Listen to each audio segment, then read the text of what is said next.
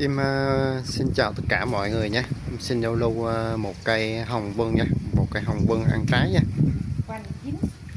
Hoành em đo dưới đây là 9 nha. À,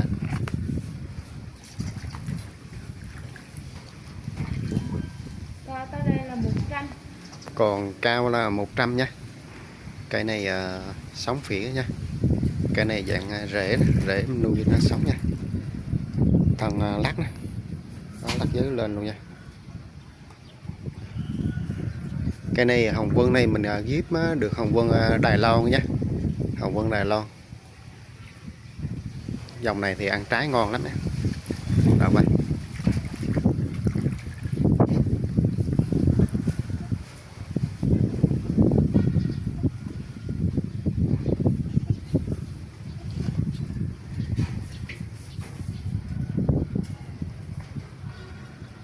Đó.